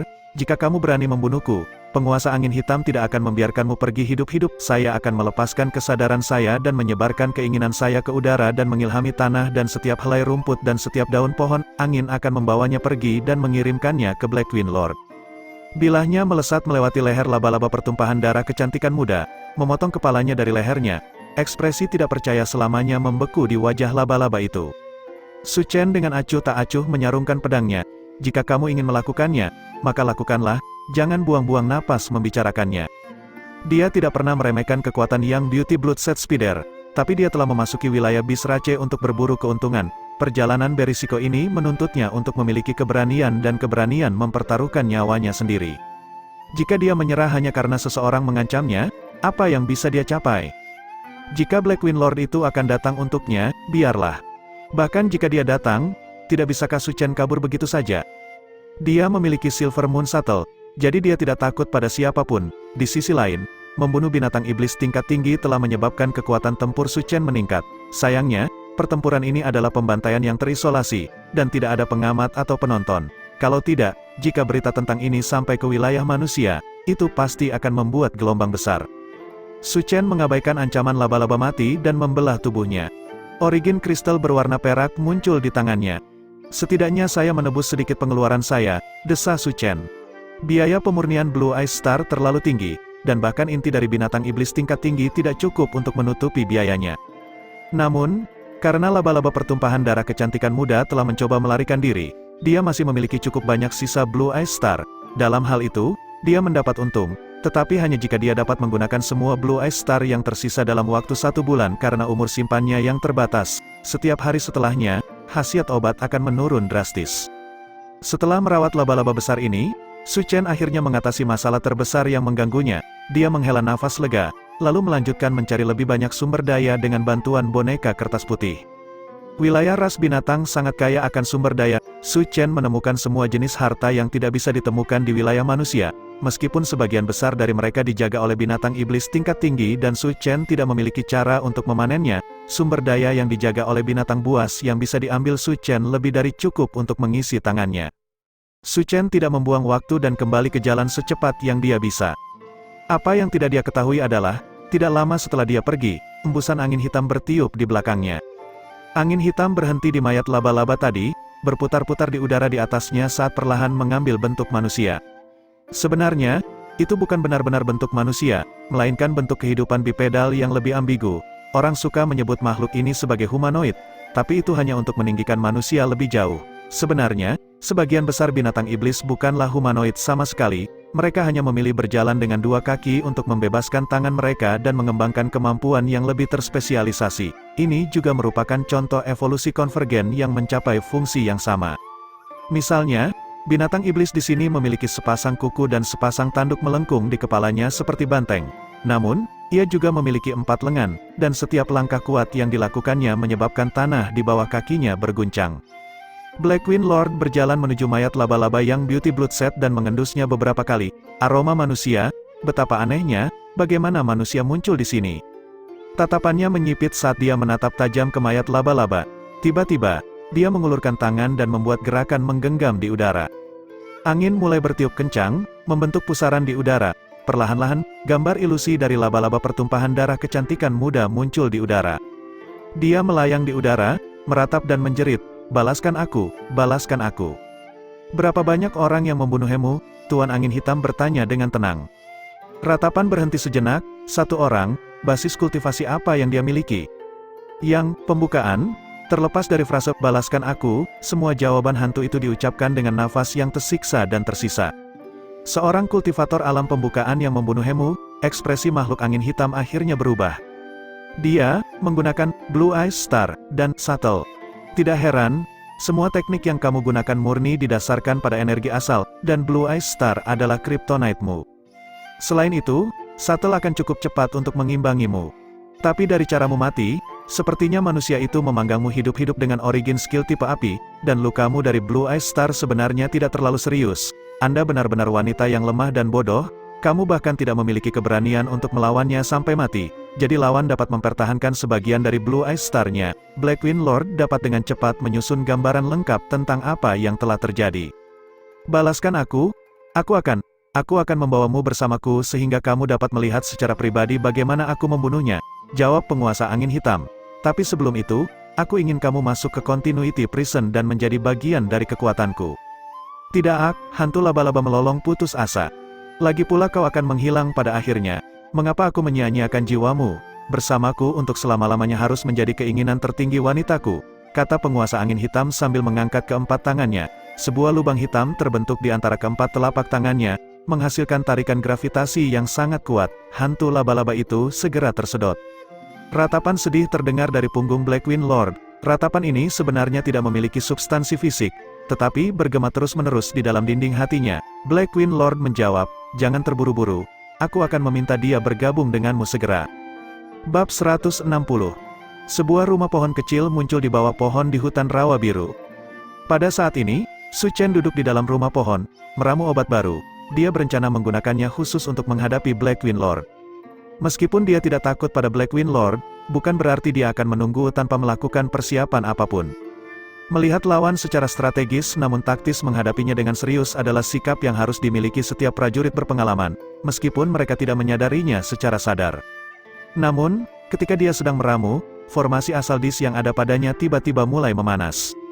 Su Chen mengeluarkannya, ternyata itu adalah formasi asal dis transmisi yang diberikan oleh Si Mingfeng. Itu mereka, bagaimana mereka menghubunginya, dan di sini, apakah mereka datang ke wilayah ras binatang? Su Chen sangat terkejut. Dia meletakkan formasi asal dis di atas meja dan mengaktifkannya. Sehelai cahaya bersinar dari dis, mengungkapkan wajah terkejut dan bersemangat Night Demon. Di belakangnya berdiri Si Kei Huang dan yang lainnya. "Syukurlah, akhirnya kami menemukanmu," teriak Night Demon dengan bahagia. Mereka benar-benar sangat lelah mengejar Su Chen sejauh ini. Meskipun dia hanya melintasi wilayah perbatasan, wilayah kecil ini cukup besar, jadi mereka sangat beruntung bisa bertemu dengannya. "Night Demon, Si Mingfeng, bagaimana kalian bisa berada di sini?" tanya Su Chen. "Hah, kau bertanya padaku? Menghubungimu memang tidak mudah. Kalian datang ke sini begitu cepat dan bahkan pergi ke wilayah ras binatang," Night Demon berteriak dengan penuh semangat. "Kalian?" Su Chen sedikit bingung sejenak sebelum dia mengerti. "Kalian pikir aku bersama dengan Heavenly Might Battalion? Bukankah begitu?" Night Demon terkejut. Su Chen tersenyum dan tidak mengatakan apa-apa. Si Mingfeng berkata, "Jadi kau memang benar-benar berpisah dari batalion perkasa surgawi." Dia tidak terkejut sama sekali saat ini. Mereka begitu kesulitan mengejar Su Chen sebelumnya sehingga dia sudah mulai curiga bahwa Su Chen berada sendirian. Su Chen tidak menjawab pertanyaan itu. Yang dia katakan hanya, "Kenapa kalian mencari saya?" "Kuil Immortal ingin melakukan bisnis denganmu," kata Si Mingfeng dengan tegas. Dia mengerti sifat Su Chen, jadi dia tidak membuang waktu dengan basa-basi. Sumber daya, Su Chen mengerutkan mata. Dia juga sangat memahami kuil abadi dan sikap mereka. Si Mingfeng tertawa, "Betul sekali," Su Chen menjawab. "Sekarang ini, kalian berada di wilayah dengan sumber daya yang paling melimpah. Ras Bis sudah pergi untuk berurusan dengan ras ganas, jadi saat ini tempat ini sedang dalam kondisi paling tenang dan aman. Tempat ini memiliki kualitas sedangkan Heavenly Might Battalion memiliki kuantitas," jawab Si Mingfeng. "Kami menginginkan keduanya. Sebenarnya, dalam hal mengumpulkan dan menyimpan uang, kuantitas lebih penting daripada kualitas. Sumber daya yang dihasilkan di wilayah Rache Bis sangat langka dan sulit ditemukan, dan menurut standar wilayah manusia, mereka tidak mungkin ditemukan. Beberapa di antaranya begitu langka sehingga tidak mungkin memberikan harga padanya. Tetapi karena itu sangat sulit untuk menjualnya, jika harga jual terlalu tinggi, tidak ada yang akan membelinya. Tetapi jika harga terlalu rendah maka kamu akan merugi. Lebih menjengkelkan lagi adalah banyak sumber daya yang belum pernah terlihat sebelumnya, sehingga hampir tidak mungkin untuk sepenuhnya menentukan sifat-sifatnya. Dalam perbandingan itu, ras ganas memiliki sumber daya yang lebih sedikit, tetapi sebagian besar sumber daya mereka memiliki harga dan juga datang dalam jumlah yang lebih besar. Jumlah yang besar dan harga yang rendah berarti barang-barang ini dapat dijual di mana-mana dan menghasilkan aliran pendapatan yang konstan, tidak seperti barang-barang tak ternilai harganya tersebut. Kuil abadi lebih suka memiliki sumber daya dengan harga daripada barang-barang tak ternilai harganya. Dalam hal itu, mereka memiliki pandangan yang sepenuhnya berlawanan dengan Su Chen. Apapun yang bisa dibeli Su Chen dengan uang bukanlah hal yang penting, hanya sumber daya tak ternilai ini yang berguna baginya. Dan karena kedua belah pihak memiliki kebutuhan yang sangat berbeda, ada kemungkinan untuk kerjasama. Maka dari itu, ketika Su Chen mendengar kata-kata Si Kei Huang, dia tertawa. "Kalian ingin mendapatkan sumber daya yang Heavenly Might Battalion rampok dari wilayah ras ganas? Itu baik, saya bisa menjawab atas nama Heavenly Might Battalion. Pada saat yang sama, saya juga membutuhkan beberapa hal. Perbekalan, air, apapun yang kamu butuhkan, beritahu saja," kata Si Mingfeng dengan sangat pemurah. Su Chen tertawa terbahak-bahak, "Menggunakan perbekalan dan air biasa untuk membeli bahan obat berharga, Kakashi, kamu bermain dengan cara yang indah. kupikir batalion perkasa surgawi dan saya akan tergerak oleh proposal Anda. Berapa banyak persediaan yang akan Anda tawarkan untuk menukar satu batang rumput 3 bilah berusia 1000 tahun, 2 batu, dan berapa banyak air untuk sebuah buah teratai bersalju, 1 atau 2 pot? Si Ming Feng tersenyum malu-malu, mengirim persediaan ini sampai ke sini tidak mudah. Anda harus tahu bahwa tidak semua orang dapat menyeberangi perbatasan secepat Anda. Aku tahu, jadi itu alasanmu mencoba membeli sumber daya ini dengan 1/1000 dari harga jualnya bukan? Si Ming Feng menjawab, jika tidak ada manfaat yang bisa diperoleh, siapa yang akan bersedia mengambil risiko seperti ini? Jika Anda tidak setuju dengan harga itu, kita bisa membahas lebih lanjut. Berapa banyak batang rumput 3 bilah yang Anda miliki? Saya bersedia menggunakan 10 per batu persediaan untuk menukarnya dengan 1 batang. 1 batang rumput 3 bilah berusia 1000 tahun dapat dijual dengan ribuan batu asal di negara Longsang, sedangkan 1 batu asal bisa membeli setidaknya 4 per batu persediaan. Selisih harga ini benar-benar mengejutkan. Meski begitu, si Ming Feng yakin bahwa batalion perkasa surgawi tidak akan memiliki banyak pilihan dalam hal ini. 1 per batu persediaan sudah cukup untuk memberi makan 15 prajurit selama sehari, tetapi rumput 3 bilah ini tidak akan memberi seorang prajurit pun makanan sedikit pun. Wilayah ras ganas sangat tandus, dan kemampuan pasukan batalion dalam mengumpulkan sumber daya pasti terbatas, sehingga mereka tidak akan dapat mengumpulkan cukup makanan untuk bertahan hidup. Su Chen mungkin bisa menopang mereka untuk sementara waktu, tetapi tidak selamanya. Tentu saja, si Ming Feng hanya membuka harga ini agar Su Chen bisa menawar dengan lebih rendah, tapi tidak peduli seberapa tinggi harga yang bisa ditawar oleh Su Chen, kuil abadi masih bisa menghasilkan keuntungan setidaknya 100 kali lipat. Caramu bicara seolah-olah kamu sangat murah hati, Su Chen tertawa, tapi aku percaya bahwa Jenderal Li dan yang lainnya tidak akan setuju dengan harga seperti itu. Berapa yang kamu inginkan? Tanya si Ming Feng. Su Chen menggelengkan kepala, ini bukan masalah berapa banyak, aku tidak pernah berencana untuk menukarnya dengan persediaan. Apa? Si Ming Feng terkejut. Menggunakan persediaan ini untuk menukarkan tumbuhan obat spiritual adalah tulang punggung rencana kuil abadi sejak awal. Dengan ini sebagai dasar perdagangan mereka, tidak peduli seberapa tinggi Su Chen membuka harga, kuil abadi akan bisa menyerang sambil maju atau bertahan sambil mundur. Menukar sumber daya umum dengan material langka berarti bahwa kuil abadi tidak akan rugi apapun jenis perjanjian yang dicapai. Namun, Su Chen menolak proposal ini dengan satu kalimat. Si Ming Feng mencoba menahan kegelisahan dalam suaranya ketika dia bertanya, apakah batalion surgawi tidak membutuhkan persediaan? Su Chen menjawab, ya, tetapi kita tidak perlu mendapatkannya melalui cara ini. Si Ming Feng benar-benar tidak tahu harus berkata apa. Lalu apa yang kamu inginkan? Su Chen tersenyum sedikit. Sama seperti kamu, tanaman langka, tumbuhan obat spiritual, sumber daya yang mengandung jumlah besar energi origin, semuanya bisa kamu temukan di wilayah bangsa buas ini. Apa? Si Ming Feng terkejut. Dia masih sulit memahami.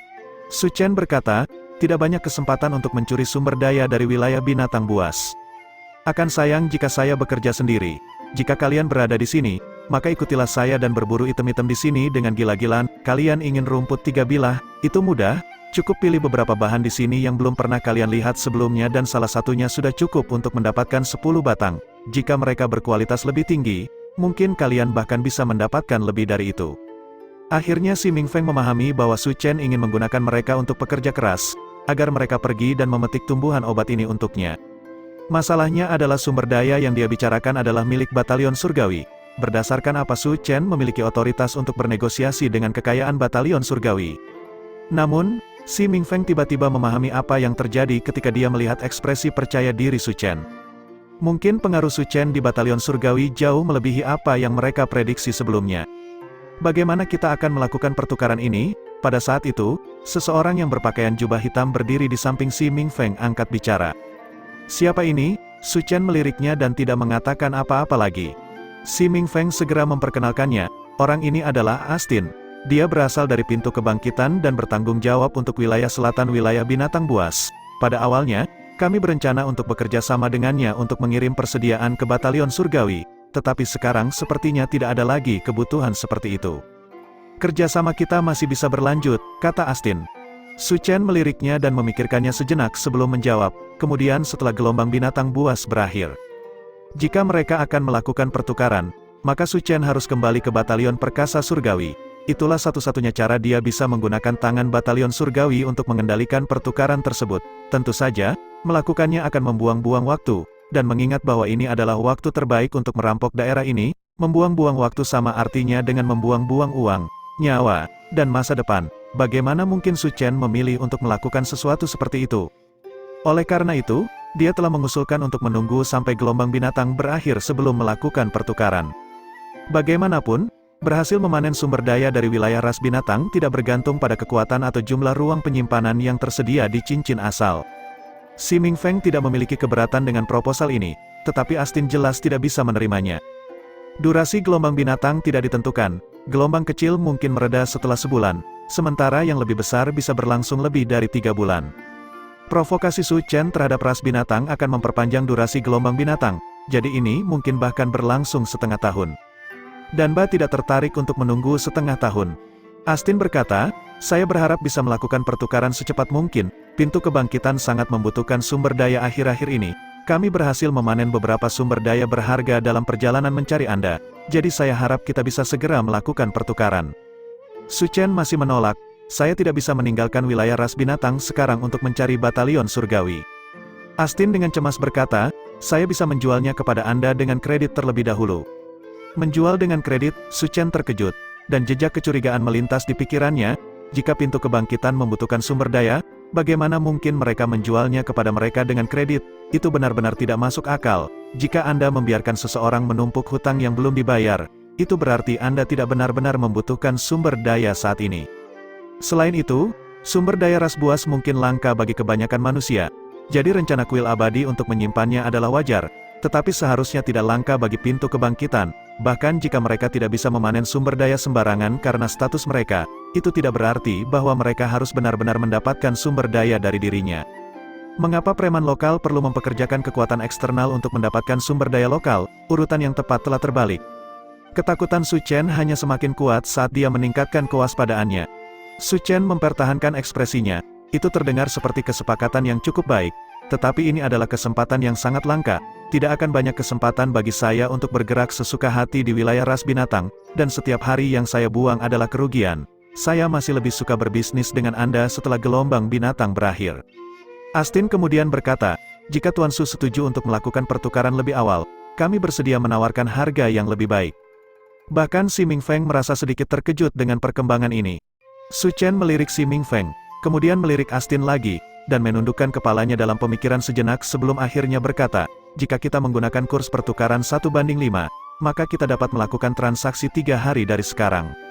Astin segera bertanya, di mana? Su Chen meliriknya dengan tajam sejenak sebelum berkata, ada beberapa rawa di selatan hutan hitam, aku akan menunggumu di sana.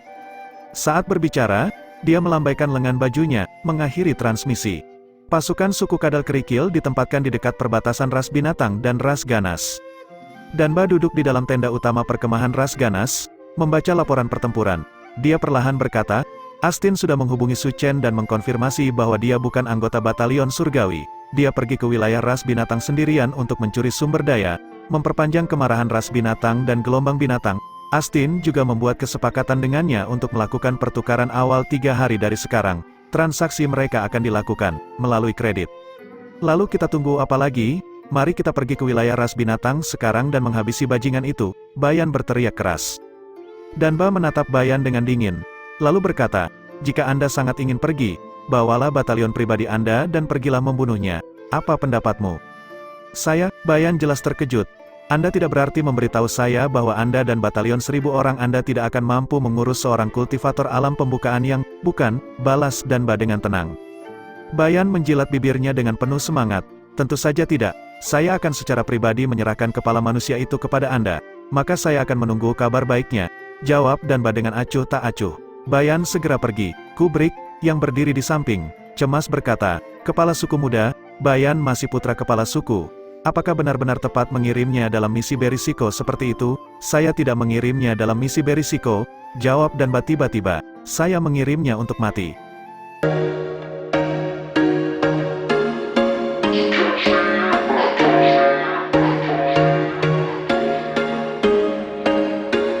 There was once a day that I would pray for you. I'd go and misbehave just so you'd notice too. Sneaking looks up and down from across the room. And damn, what a hell of a